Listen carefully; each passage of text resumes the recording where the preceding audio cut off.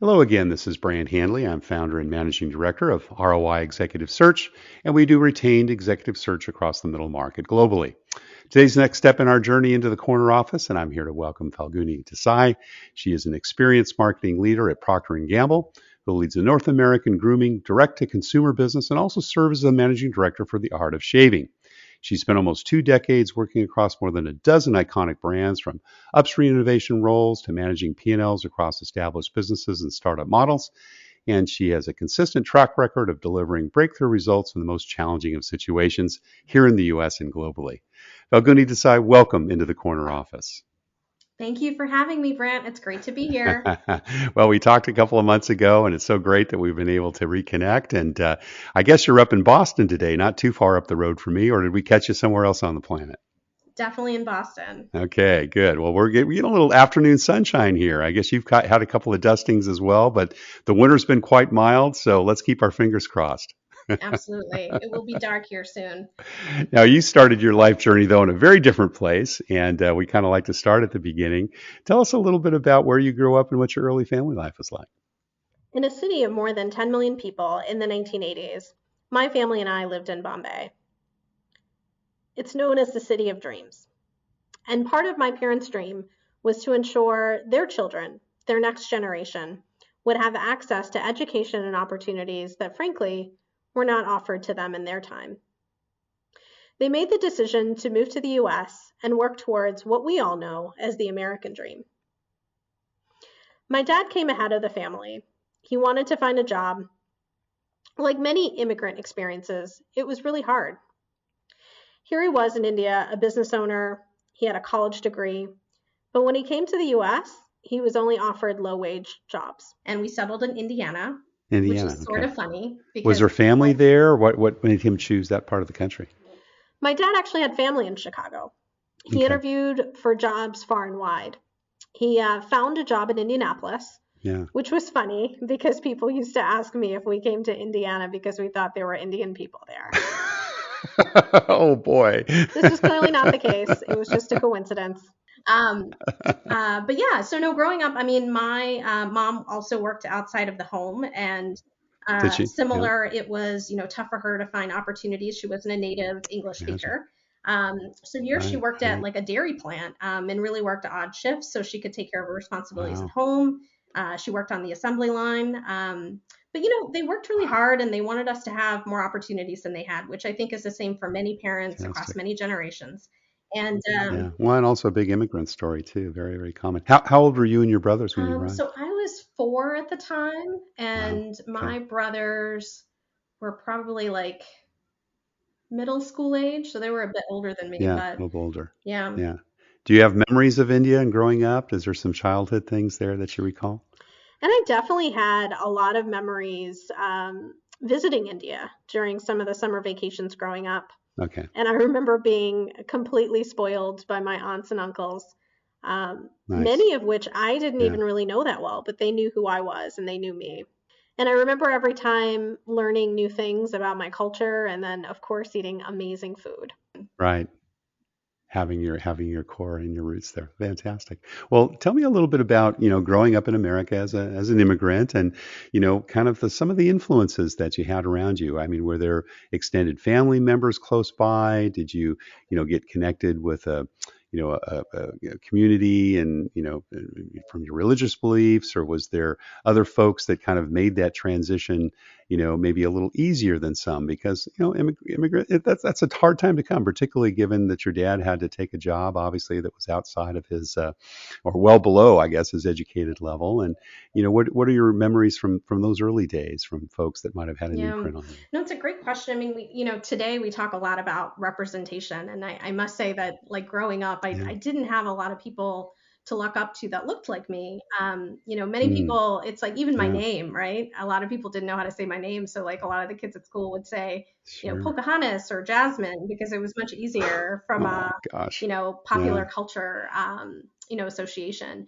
But I was very blessed to Right. have a lot of teachers. Who were very supportive and really believed in me. I mean, they made such a huge difference. Um, so I would say that really, you know, made a huge difference in terms of. Yeah. Any call out to one in particular, or names that you remember, or specific learnings that you might have gotten from those teachers? What about In terms of shout outs, there's so many, but just a few would be Miss them? Harrington, Mr. White, Mr. Woodling. They invested in me. They encouraged me. They gave me sound Oh, advice. And most importantly, they believed in me. yeah. That's awesome. Were you a good student in school? Yes. I can imagine. I would not say that I was the smartest, Okay. but I always had a love of learning and I definitely wanted to Yeah. get better. I was really diligent. I worked really hard.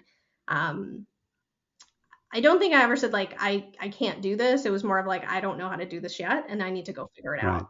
What about outside activities? Any sports you pursued, or drama, arts, music, things like that that you enjoy? Yes, I was very involved with sports. I ran cross country and track. I grew up in Indiana, so I clearly played basketball. I would like to say that I played sports, which is very different than being good at sports.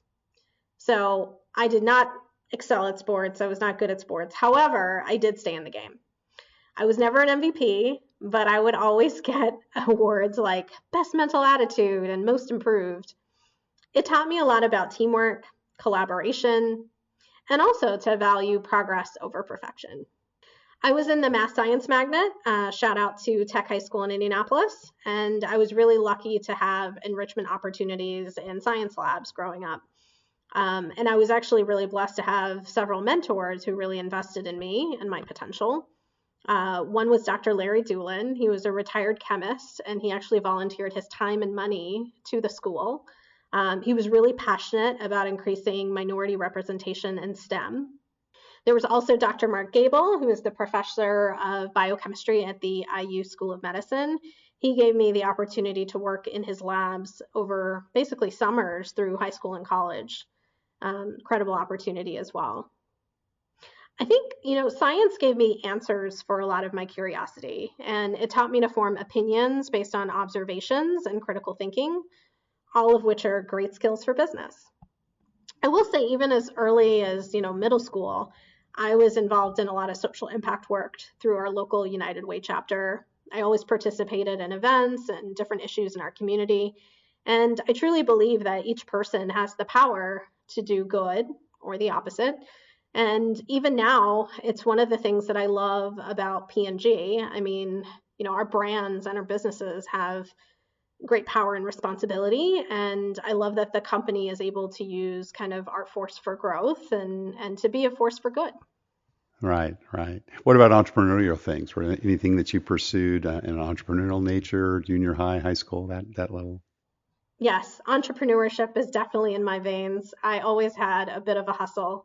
Um, in high school, actually, one of my teachers got me involved in DECA. I don't know if you're familiar with DECA, but it's a nonprofit. It's a program that's focused on preparing young people to have jobs in disciplines like marketing, finance, hospitality. And I went to this competition and I racked up all these awards, and I was thinking, maybe I should learn more about marketing. It's something that I might be good at. I love it. Certainly. What about jobs? Did you have to do part-time jobs? And was that something that mom and dad encouraged you, or were they much more concerned about you, focusing on getting good grades going through high school? My brothers both had paper routes, and my parents actually became small business owners when I went into middle school. They had an ice cream shop, so I would be working there after school and on weekends. It taught me a lot about running a business, albeit a small one. I learned about customer service, inventory management, how to run a P&L. And so it was kind of the start of my passion for running businesses. So you went to Indiana University. Obviously, that was the local opportunity. Was that your first choice? Were there other schools that you took a look at, or due to circumstances, that was really the only place to go, so to speak? My parents had left their home and moved to another country for more education and economic opportunities for their children. So, not going to college was not an option. I did say, however, I was going to go to the best school I could get into that would offer me the most scholarship money. I became financially independent early on, and I never wanted to be a financial burden. I was accepted into Indiana University. I received several different scholarships. I also took on the responsibilities of being like an RA and a diversity educator in the dorms, which also helped me cover room and board. Yeah, yeah, awesome. And you pursued biology as a bachelor's. Did you have aspirations about going either into the medical field or maybe following your dad into chemistry field? In terms of majors, I had a passion for the sciences and STEM, but also had a passion for business.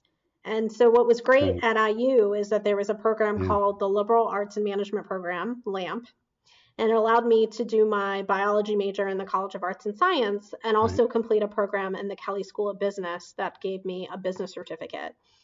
I also picked up poli-sci and econ minors, which was great Mm. because it taught me about the role that economy plays in shaping politics and government, which in turn impact business. Yeah.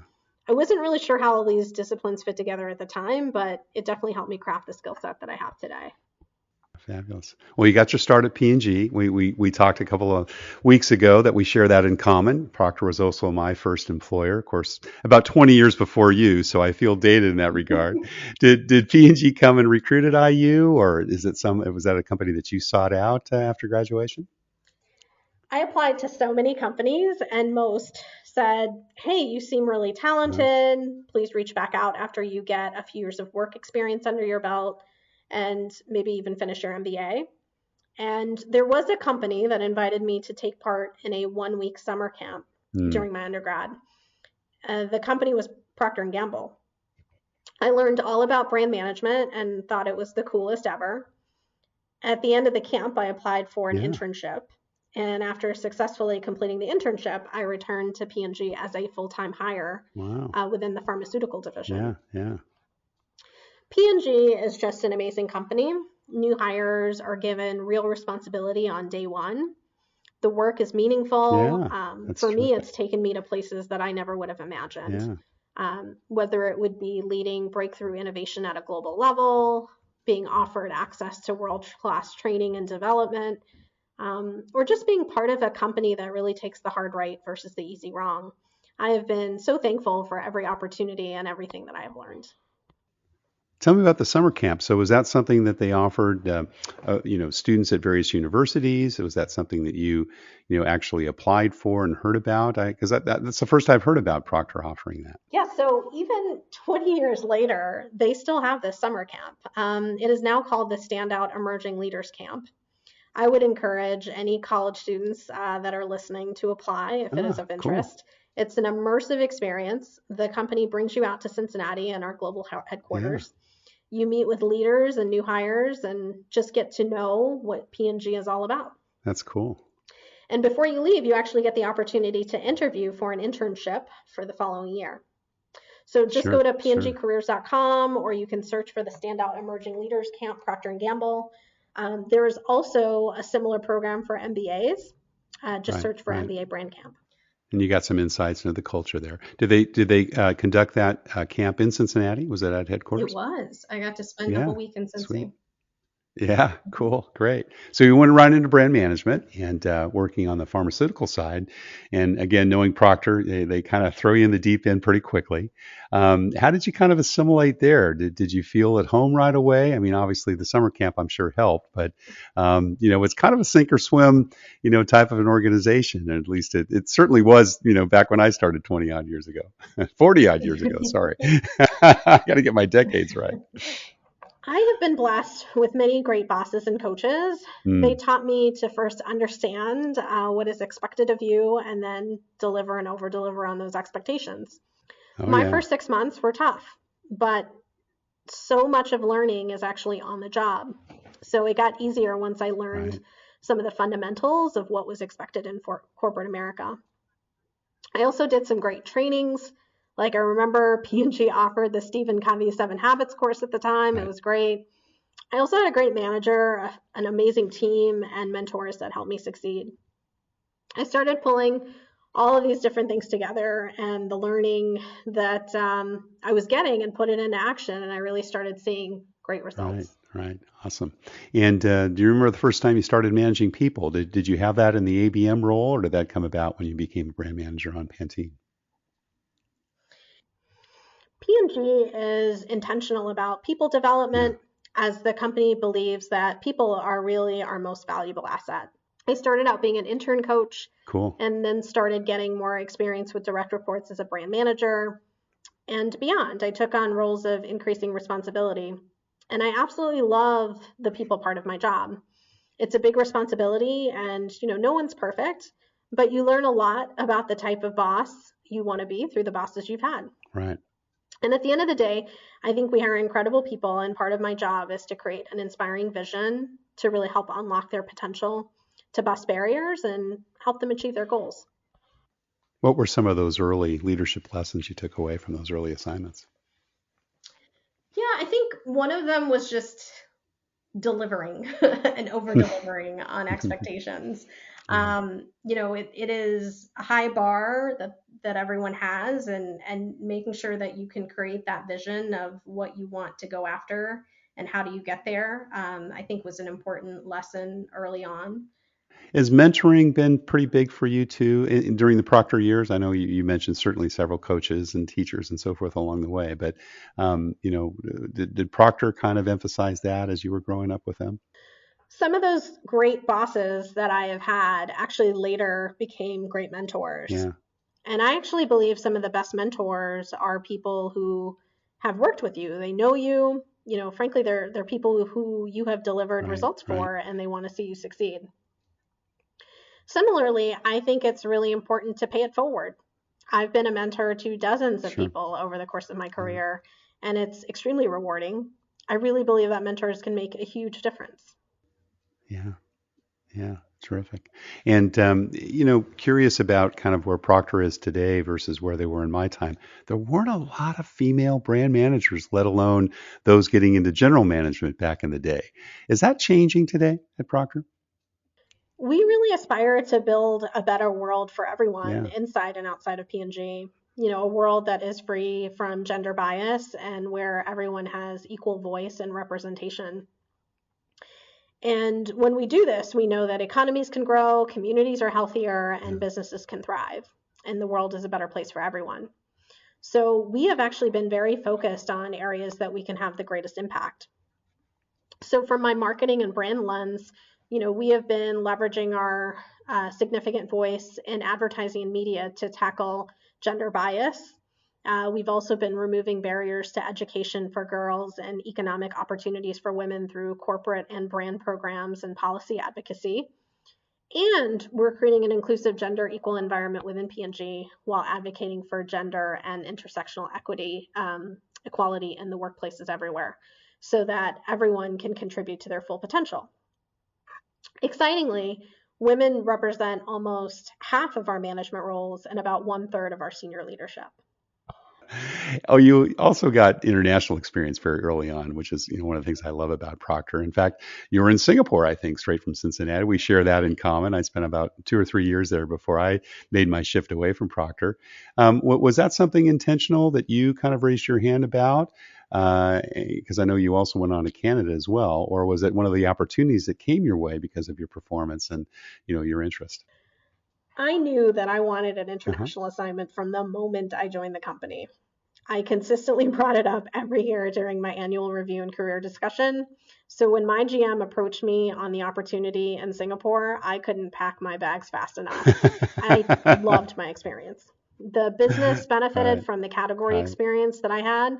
And I also learned so much about being in a different market, different consumers. And I really do believe it made me a better leader and a global citizen.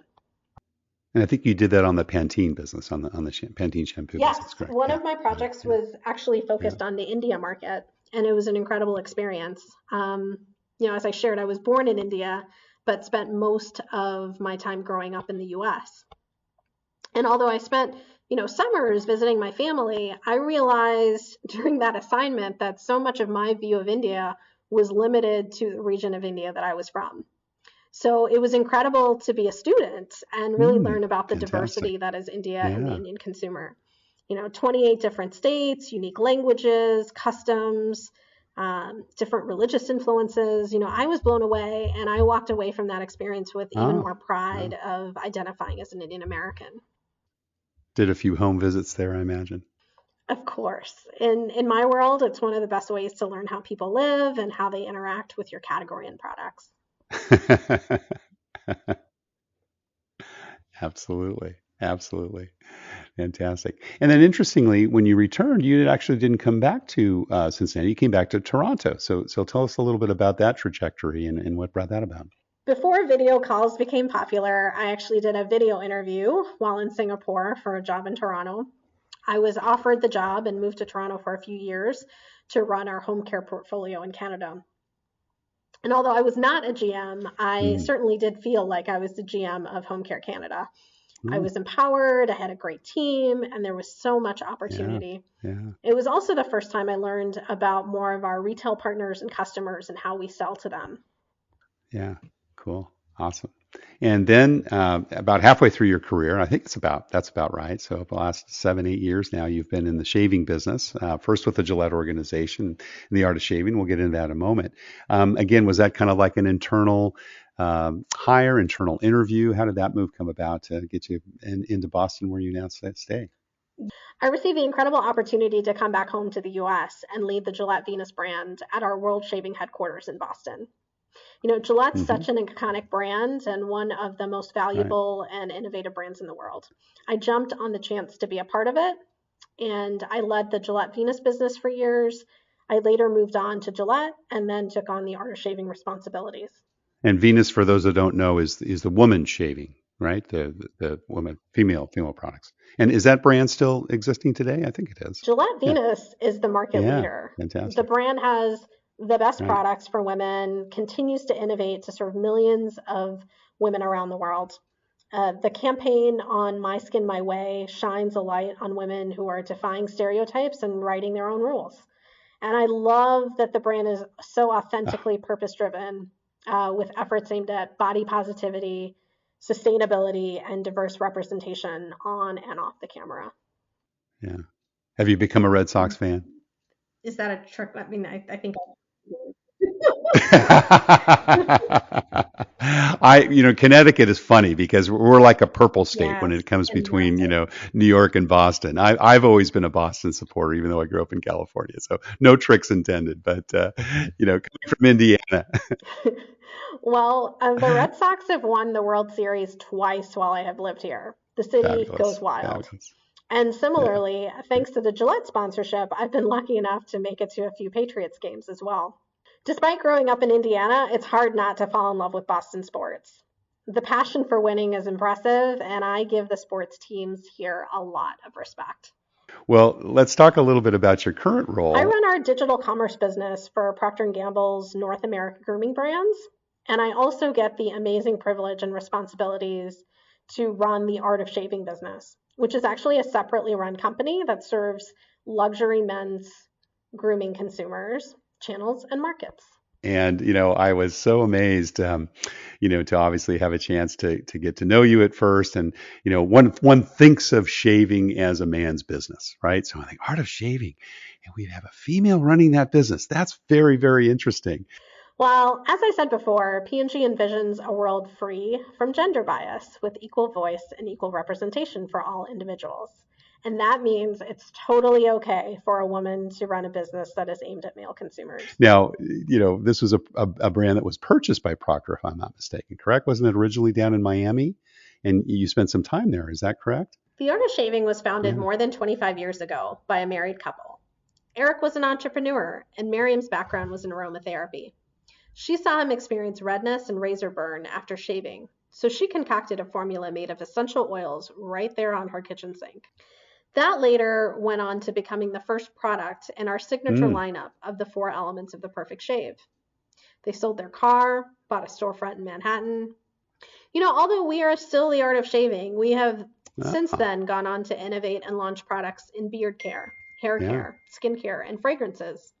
And we have aromas like sandalwood and lavender that are sustainably sourced from around the world. Wow. And if you want that amazing, luxurious, smooth, irritation free shave without the aromas, we also have unscented products. Now, did they integrate a lot of Procter people in the beginning, or did they let it run with Eric and his wife as a standalone business for some time? What were those early days like? I know you weren't there; you've only been there for a couple of years, but how did that start out? Even though the founders left shortly after the acquisition, P&G wanted the art of shaving to continue operating independently so the business and people could focus on what they do best. Select P&G leaders were integrated into the business so that the art of shaving benefited from the resources and key Yeah. capabilities. So tell us about the pivot. They started as a retail operation. We're selling products through there, of course, as well. And I believe they had a number of stores nationally, did they not, over the last, since the time that they originally opened? Many consumers knew us Yeah. as a brand they saw in malls. And as mall traffic declined and as consumer shopping preferences were changing, we needed to transform our business and business model to truly being an omni-channel business that served consumers where they were. You mentioned a couple of times about the transformation of the business. Describe for us that pivot a little bit. What has really transformed? Has it been now moving more away from a retail focused business to more of an e-commerce? Do you folks also have products that are available at retail? What are some of the elements of what's going on with the transformation?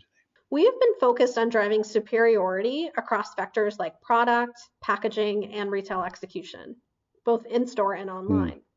We have changed from a brand that exists primarily at mall stores to a prestige Okay. brand that has select flagship locations, like on Madison Avenue in Disney Springs, yet is also innovating in and where Right. and how we reach our consumers. Beyond DTC, we are experimenting with live selling capabilities by creating America's first live stream barbershop, but also through strategic partnerships and collaborations. Our relationships with Sterling's Mobile allows us to Right. have a luxury mobile barbershop experience that comes to you. How cool is that? Is it like a big mobile home or what's It's the a actual? trailer, yes. We even have a presence at LaGuardia's airport in a retail experience called The Yeah. Dean. You can actually get a fresh cut and shave before or after your flight. It just seems so different than many of the core Procter businesses. And maybe I'm dating myself, but as I remember them. But you worked on some pretty core brands as well. How have you kind of tapped into the needed skills to do a lot of these new things? Is Procter more and more innovative? Do they have an innovative shop? Have you looked elsewhere to bring in a lot of these new ideas?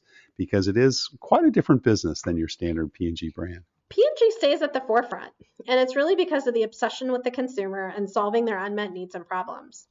But when you infuse a global corporation with the spirit of a startup Yeah. like the art of shaving, it unlocks a new world and new ways to reinvent every aspect of the business. I think we're in a unique position in Right. leveraging P&G's core Right. competencies while also helping the company to be a learning lab for newer capabilities. Awesome. How has your leadership style evolved over time? Early in your career, you're more of an individual contributor. But as you grow, more and more of my time has actually been spent on unleashing our people. Is everyone clear on the vision and strategy? Is the team focused on the right areas? Do we have the right training, coaching, and Mm. developmental plans for our people and teams? What are the systemic barriers or processes we need to address? That really requires visionary leadership and servant leadership. Well, you mentioned, obviously this was an acquisition and it had been around for 20, 25 years before Procter purchased it. Culture is so important in companies. And, how has that sustained and how has it changed? Is there a separate kind of art of shaving culture that you can say, yeah, we're P&G, but we're different in this way? Or are the two kind of, converging or have converged more, I guess, since the days of it being purchased? As a person who's worked in different P&G offices around the world, I can definitively say there is a P&G culture. When you get hired onto the company, you get an employee badge. And on that badge, you see key values of Hmm. the company. We call them the purpose, values, and principles. And these are areas like trust, integrity, ownership, leadership. Yeah. All of those are consistent no matter where you work in the company. However, on the art of shaving, we do pride ourselves in the spirit of entrepreneurship. Because we're smaller, we can sometimes Right. move a little bit faster. And I actually think that we have the best of both worlds.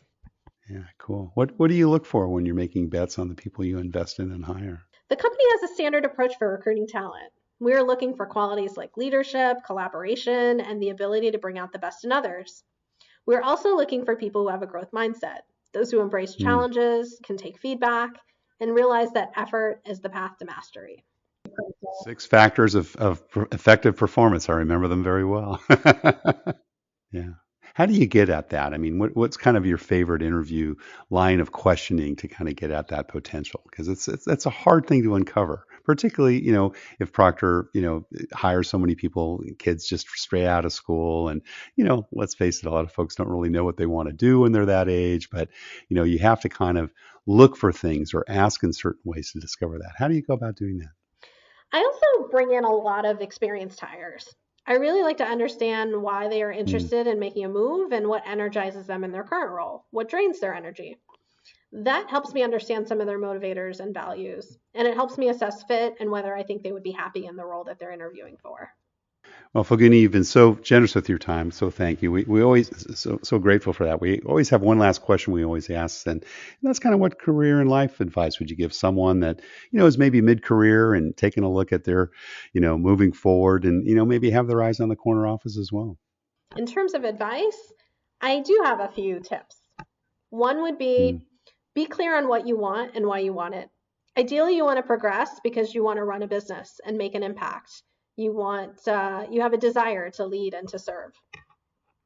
If those are not the motivators, it will be very tough to get through the challenges that come with leadership roles. I would also encourage people to take on the different roles and experiences that give you the breadth of skills you need to be successful in the role that you're working towards. Additionally, know your own boundaries. Find a right way to find the balance early in your career because it's hard to break bad habits. Lastly, just believe in yourself. That is really, really important. right, right. Very cool. Great. Well, Falguni Desai, CEO and Managing Director of the Art of Shaving, thank you so much for sharing your journey into the corner office. Thank you so much for having me today. It's been a ton of fun.